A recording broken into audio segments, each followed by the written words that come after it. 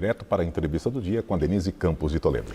E nós vamos falar do cenário político nos vários aspectos, negociações, investigações. Eu estou aqui com o Rafael Cortes, que é cientista político, sócio da Tendências Consultoria. Rafael, boa noite. Boa noite, Denise. Boa noite a todo mundo que está ouvindo aqui a TV Gazeta. Bom, tantos temas aí em relação à política. Vamos começar pelas CPIs, né? A gente vê um esforço muito grande, uma polarização para começar, tanto nas investigações aí do MST, como em relação aos atos golpistas, não é?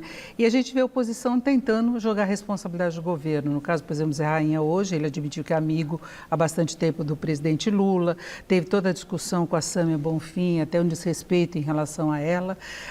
Dos atos golpistas é aquela disputa para quem vai depor, por que o governo não dá todas as imagens, a questão de sigilo. Eu queria saber como é que você vê o foco dessas CPIs e possíveis desdobramentos.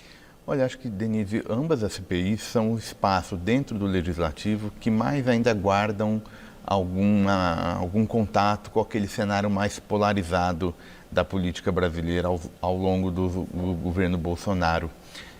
Não imagino que esses desdobramentos sejam muito efetivos. Eu acho que o que a gente olha em conjunto é uma tentativa da oposição de pegar essa agenda não econômica, desgastar o governo, pensando na questão, sobretudo, da CPI do MST, enfim, por conta desse status aí, tentando mobilizar esse status anti-esquerda do ponto de vista mais político. E no caso da CPI do 8 de janeiro, que em tese está conectada ainda com uma questão em curso, ainda sendo investigada, o que me parece tem acontecido é uma falta de coesão da base do governo, uma falta de coesão entre a presidência da comissão e a relatora, de tal sorte que tem sido os trabalhos também muito marcados por muita polêmica, muita confusão, mas depoimento efetivo, vários dos que foram, pouco tem falado. Então também não parece que, ao fim e ao cabo, esses trabalhos vão trazer alguma coisa muito mais forte para acrescentar a essa questão ainda muito importante para a democracia. Agora, paralelamente a essa questão, por exemplo, da CPI dos atos de 8 de janeiro, a gente vê surgir novos fatos, aí, denúncias de possíveis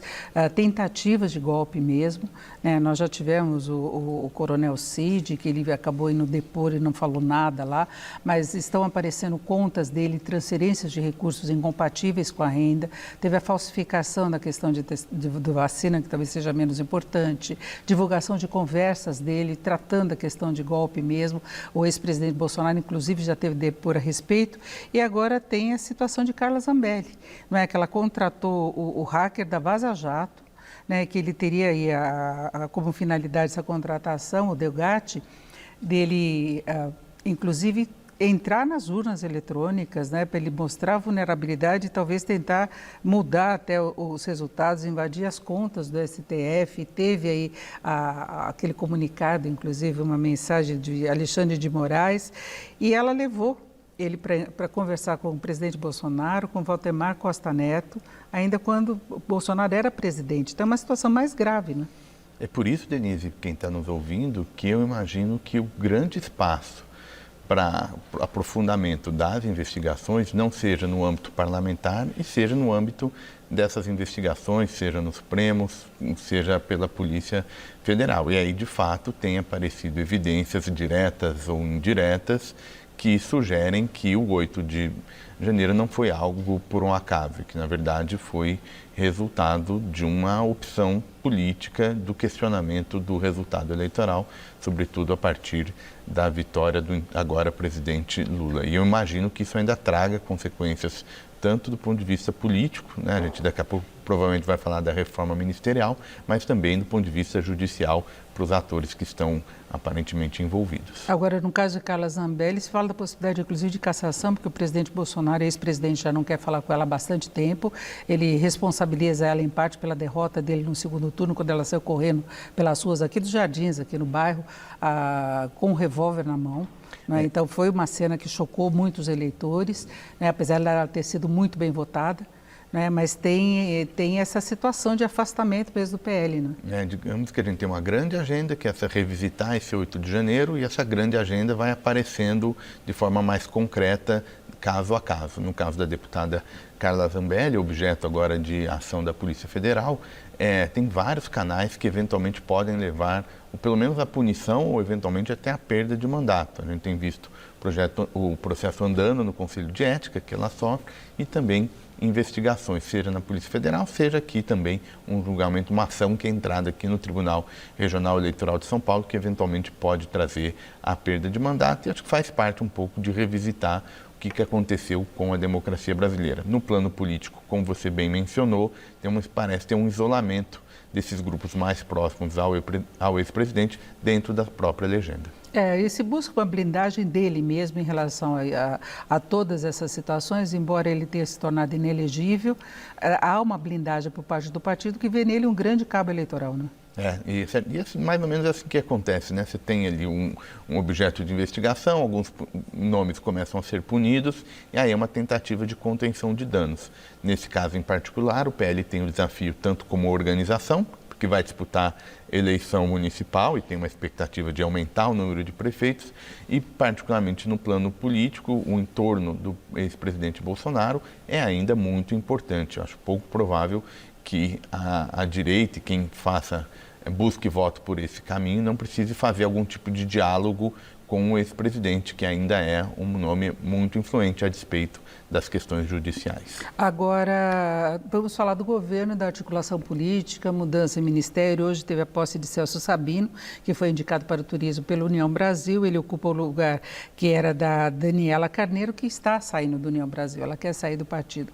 Agora, Lula tem tido uma dificuldade muito grande para garantir uma base de apoio mais fiel, inclusive do União Brasil, que tem 3 ministros, e em determinadas votações ele não corresponde a essa participação. O governo tenta agora se aproximar do PP e também do Republicanos, mas é uma situação complicada porque tem bolsonaristas nos 2 partidos, né? Nós temos o Tarcísio de Freitas, o Republicanos, nós temos o Ciro Nogueira, né, do PP. Você acha que é possível essa articulação e uma articulação que agregue votos de fato? É possível expandir a base de apoio, Denise, até porque, como você mencionou, havia uma pouca representação da centro-direita na composição inicial do ministério do presidente Lula, sobretudo pensando na Câmara, né? Havia, de fato, as cadeiras, né, os postos ministeriais, mas as bancadas não acompanhavam. Então, tinha um problema nessa conexão.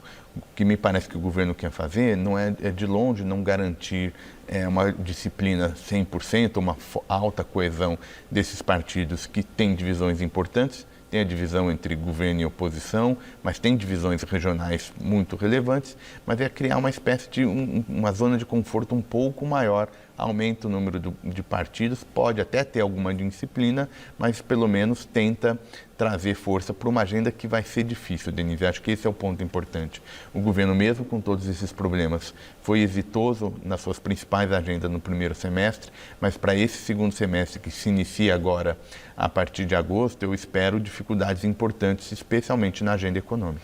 O governo conseguiu passar o arcabouço, mas não está concluído o processo. Tem a questão do CARF também que tem de avançar, reforma tributária que não é uma proposta lançada agora, já vem do governo anterior, só que não teve espaço e agora o governo endossou essa proposta, mas cada vez ele é colocado contra a parede e tem de liberar emendas porque ele não tem essa base de apoio. Agora é possível conquistar e uma coisa que eu queria acrescentar, essa melhoria do cenário econômico, início de corte dos juros, inflação mais baixa, a melhoria da nota de classificação do Brasil, isso ajuda a atrair o Centrão? Isso ajuda, talvez ajude até mais do que eventualmente alguma opção ministerial, por incrível que possa parecer. Mas isso dá força não só para o governo como um todo, mas para a agenda econômica em particular. A gente viu o ministro Haddad, logo depois da decisão do Copom, aparecer, dar entrevista, enfim, ganhar força política a partir dessa decisão. Isso vai ser um elemento importante. Então, você tem razão, economia melhor ajuda nessa articulação política. Agora, a questão para o segundo semestre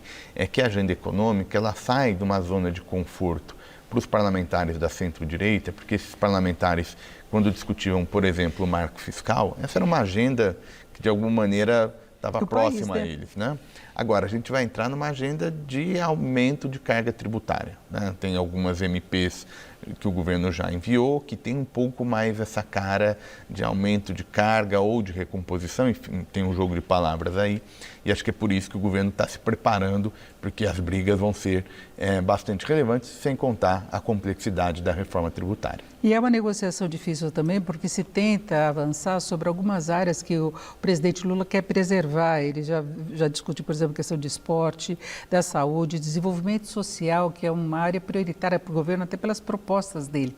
E você deixar na mão de outro partido é uma situação difícil, não é? Não é por acaso que tem uma temporada de especulações de quais seriam as pastas objeto de mudanças, né, que vão desde pastas muito caras ao PT, importantes para a agenda do partido e do governo, há pastas de aliados importantes, até o Ministério de Desenvolvimento, Indústria, Comércio Exterior e Serviço, na figura do vice Geraldo Alckmin, que ocupa cargo de ministro. Que está trabalhando muito, também, inclusive, né?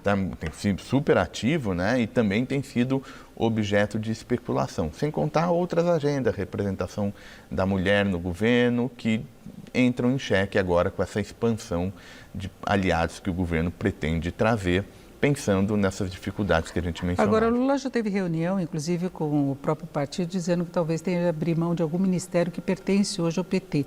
E nós temos parlamentares eleitos pelo PT que estão lá, especialmente na articulação política, e alguns nem tendo a performance esperada. Nós tivemos já Lira, inclusive, questionando o papel de Padilha, que chega um momento que para e não vai adiante. Você acha que ele chega a mexer nessas figuras mais emblemáticas aí do partido, do ministério? Talvez num primeiro momento não, né? Mas acho que isso vai uma tensão constante dentro do governo. As articulações políticas numa base heterogênea, marcada por rivalidade eleitoral, marcada por uma espécie de competição entre nomes ligados ao próprio PT, né, que estão presentes no Ministério, isso não ajuda a força desses ministros. Não é por um acaso que o próprio ministro Haddad tem sido quase que um articulador político, né? Até porque a agenda é uma agenda muito ligada ainda à questão econômica. Ele até surpreendeu nesse sentido.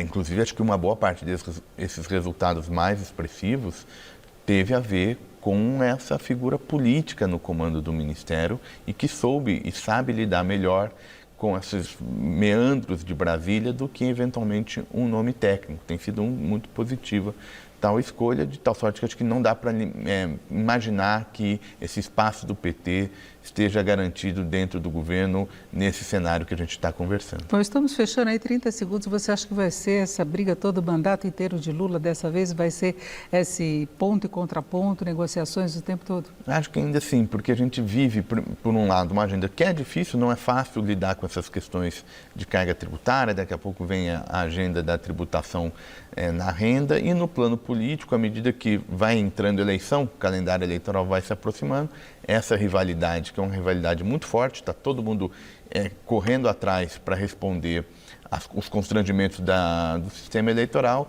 de tal sorte que eu não imagino o céu de brigadeiro para o mandato Lula 3, mesmo que a economia vá melhor. Eu agradeço muito a participação do Rafael Cortes, que é cientista político e sócio da Tendências Consultoria. Rafael, muito obrigada. Eu que agradeço. Boa noite. Com vocês.